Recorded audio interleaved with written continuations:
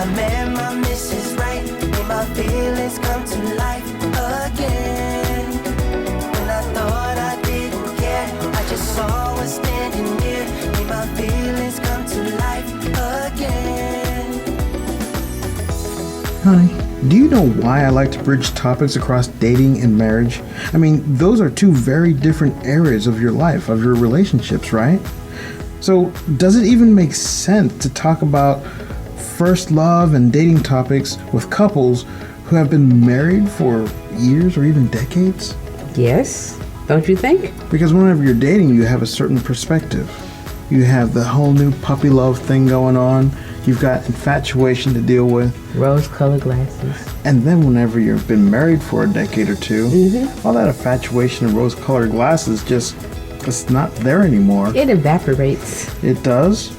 So what's the point of going back and looking at that puppy love era of your relationship? Because that's the time whenever you and your love was really, really enjoying each other and having the chance to get to know each other. So it's always good, one, and I've said in many of these podcasts, you never stop dating each other. Yes, you have. And the reason why is because if you stop doing everything that you did in the beginning with each other, that's when your marriage starts to get stale, don't you think? Yeah, it kind of is. Yeah. That happens so often. And how often do we stop to do that? What's the point of looking back and remembering the good times if you're not bringing them forward? Well, you need to do that is look at the good times to bring them forward, because in a marriage, it's not always great. We know that. Everyone should know that. If you go in the perception of marriage and you think that everything's going to be great all the time, whatever. That is not the case. Well, today's topic can help you make a really good marriage decision if you're dating. It can also help you reignite the spirit of your marriage if you're stuck in a rut right now. And how is that? Well, if you're dating, how do you know that the person that you're dating is the one that you want to build a life with? How do you know? Or if you're married, how did you know back then when you make that decision? So, honey, how did you know? Okay, so how did I know that you were the one? Well, I mean, we know that you've had some difficulties in relationships and marriage. If you like, you can unpack some of the decisions that you made before that didn't work out, and then you save the best for last. What? You don't. Yes, honey. It's just the way you worded that. Interesting. Okay. So, what were some of the decisions that led to a poor decision? What are some of the factors that led to a poor decision in marriage? Well, I would definitely have to say immaturity in my first marriage. Again, to the wide audience, I have been married a couple times before. Rob is my third marriage, and I think I might have said this in the podcast before. Well, in the first marriage, I would definitely say there was immaturity. We kind of grew up in the same hometown. I would definitely say at that time, being young, not thinking about a lot of stuff and just hopping, pretty much going, what is it? You going face first in the water or feet first? Head first. Yeah. You know. Headlong. Sure. Yeah. Anyway, it was kind of one of those type of situations, and then get into it and you just, let's just see if we can actually try to make that work. And not so much, because we found out that we really did not. We loved each other, we had children, but it was just like we didn't love each other enough, because clearly he still wanted to go where the grass was greener. Yeah. One of those. And then the second marriage.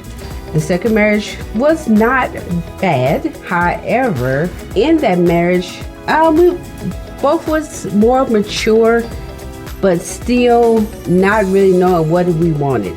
Does that make sense? I mean, at the end of the day, he clearly wanted, I'll just say Halle Berry. I'm not a Halle Berry. However, I am not bad looking. Whatever. Don't If you looking for Halle Berry, sorry to tell you, not her. Anyway. She did call the other day, and I had to tell her, you should meet Winona, though. She's just amazing. You'd like her, too. Really? She was just so mad, she just stormed off. Really? You're really funny, honey.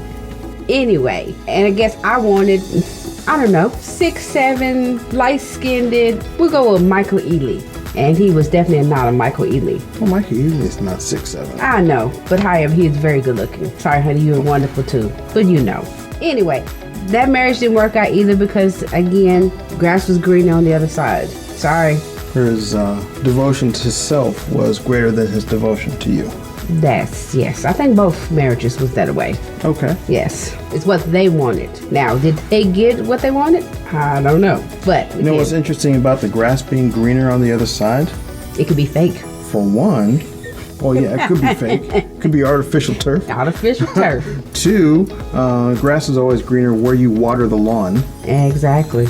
And 3, you actually don't see the roots whenever you're looking across the street. Ooh, you could say that again because those roots can be rotten. They could be. But you will never know that you got rotten roots until you start what? Digging it up. Yeah, exactly. So, things are better where you're working on things. Yeah. Absolutely. So then you finally made an amazing, wonderful, best decision in the world. Best decision of your life to marry your third husband. Yes. What was the deciding factor there? How did you know that he, that is moi, was the one that you wanted to build your life with? Because of our marriage, you treated me like a queen, and I was able to treat you like a king. I even got the t-shirt to prove it. Yeah, you do. Oh, you're so funny. I mean, it's different qualities about you. It's you're the biggest thing, and yes, we're all making fun about some of the things. However, your heart for God, that's what it was for me. Because my heart for God, that trumped everything. Why was that so important to you? Oh my gosh, that was so important because I love God more than I love you, and you know that. Yeah. And you love God more than you love me, and I know that. That is what is making our marriage what it needs to be. Because if we don't have God in the center of our marriage, because it's God, then it's us.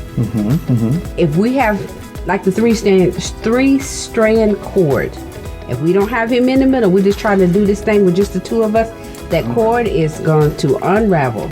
Since we have God is definitely in the middle of our marriage, so that again, that cord, once you braid together, it does not come unraveled. So yes, your heart for God. So what about you, honey? Well, I'd have to say that I knew you were the one when you kept laughing at my jokes. Oh, Lord. Well, here's the thing. Whenever someone really annoys you, nothing they say is funny. In fact, they might crack a little joke, give you a little rib on something, just kind of lighten the air, and all it does to you is annoy you even more because you really don't like the person. But you know what? It works the opposite way. Whenever just about everything they say is something that just kind of makes you warm inside, and of course it takes some part on my part, right? I can't be saying mean and nasty things to you. Of course not, because we wouldn't be married right now. But if I'm also just kind of joking around and you are just thinking that, wow, that guy is so funny. You really won't think that guy is so funny if you're not attracted to him, if there's not a really inner feeling there. Okay, that's true, yeah. So that was actually one of my gauges, and since you kept laughing, I said, I'll marry you. Really? That's it? Because I laughed at your jokes? Okay, be serious, bro. It's not like a lot of people do. Oh, Lord. Oh, but you know what? There's also this great set of chapters in this book that I know. The book is called Proverbs. And in Proverbs chapter 31, there are so many things that are listed about a Proverbs 31 woman. And on our first date, you even just announced to me, I'm a Proverbs 31 woman. I'm like, who leads with that? I think that's okay. I'm going to take that under advisement, but let's see how that plays out. Okay. Right? And there's so many things in that chapter that are really important to me, that should be really important to any godly man. Okay. But one of the things that really stuck out to me was verse 26, where it says, when she speaks, her words are wise, and she gives instructions with kindness. Now here's the thing. I knew, before we even met, I knew that I wanted to be a part of this movement worldwide movement, Find True Love. Because we have lost the art, we've lost the heart Why is that? to pursue true love, because we are so blinded by the visual things that are bombarding us every single day. We see something on television, we think that we want it. We see supermodels and amazing actresses and characters that really, if you think about it, everything that we see on screen is intended to lie to us. Yeah. Because when we see Halle Berry, she may be beautiful in that role, but then in the next role she plays, she might not be very beautiful at all. No. Great actress, Great actress. but she plays a role every time. That role is not her. And if you say, oh wow, I want her, really you're saying, I want that character that she was playing. That character is fictional. Exactly. It's a lie. Yeah. You see some a pinup or some sort of supermodel in a magazine, and you say, oh wow, I want her. But you know what? Have you gotten to know her? Do you know her character? Do you know what she Exactly. stands for? Do you know anything about her besides, she's photogenic? And that's the same thing with men, because they spray on chest? Come Well, on now. Spray on the abs. I've seen it done. I So don't think that would work for me though. I mean, they're way past that. it's okay. I love your dad body. But what I knew I wanted to do is I knew I wanted to help as many people as I could find true love. And I knew, first of all, I needed to be with someone who could properly represent that. Understood. If I get with someone who's just a beautiful face, just a statuesque person to have standing beside me, but don't say anything because then people are going to find out, that really doesn't speak to what I want to do. Exactly. She needs to be able to speak with wisdom. And have all the other qualities, the beauty and yes. the body and the, yeah, I understand. Now, I will admit, I was physically attracted to you as well. Well, that's wonderful. Yes, I mean, I really thought you were quite the looker. But yes, I mean, physical attraction has to come along with it. It does. But your love cannot be based on that. Nope. It can't be built on that. But here's the thing for me, and this was a big thing. I needed to be with someone who placed God above me. There you go. Just like I said. Yeah, just like you said, it's amazing that, we had the same. Sometimes likes attract, right? Yeah. Indeed. Because I knew that as long as I love you, as long as I respect our marriage, and as long as I stay obedient to God, if you have that same mindset, that same heart to put God above everything, you would never leave me. It does depend on me being right to you, righteous to you. I mean, if I was turning around and being disobedient to God, if I was turning around and being adulterous, or if I was turning around and doing other things that was not worthy of this promise that was given to me, I would be disqualified from it. Yeah. So, it does take my part. I can't say that just because you're a godly woman, I can do whatever I want. That's not how it works. That is definitely not how it works. But I know that if I'm doing my part relative to my obedience to God, and I know that your heart has the same goal, the same intention, the same drive to be right with God, then we're good. We can go through anything. We have gone through the fire. We will go through more fires. Yes. But with God, I'm not going to find myself standing in that fire by myself. Exactly. Just think about Daniel there. Daniel with his, two guys, and they look in the fire, and there's a fourth person in there with them. I thought you only threw 3 people in the fire. Oh no, that's their God, and they're with them. That's our God. He will be in the fire with us. Yes, he will. If we make him part of our relationship. Exactly. What has happened to me too many times before, and it sounds like it has happened to you as well, is that you might be with someone who's not willing to work with you through things. Say it again. Say it for the people in the back. If you're with someone who's not willing to work through things with you, anything,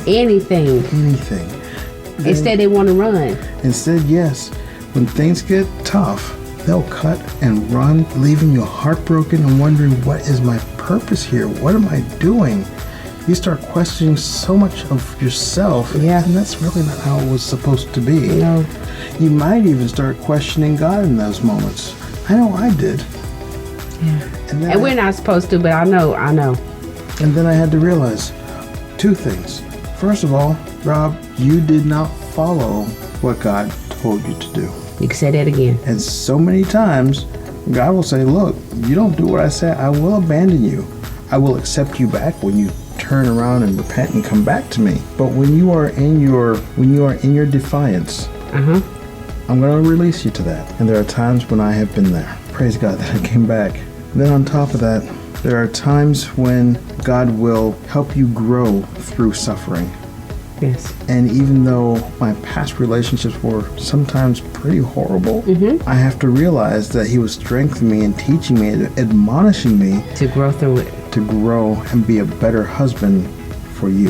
Exactly. Because I can see how things can go off the rails Oh, yeah. by not following our Father. So if you're engaged right now, or if you're about to be, I urge you, write down the things that let you know that you want to build your lives together. And seriously, make it a bonding moment between you two. Sit down and write this stuff out. You will come back to it someday. And if you're already married, sit down together with your memories and think about those things. Remember why you fell in love. Remember those special things about your husband or wife that you did not want to live your life without. Honey. So we brought you the Find True Love online course because there was a whole lot more to our process than what we just described here. Yeah. So much more. So much more. But one key point is finding someone who has the heart to work through anything with you. And when you both have that devotion with obedience to God, you two will be unbreakable. Blessings to you. Blessings to you.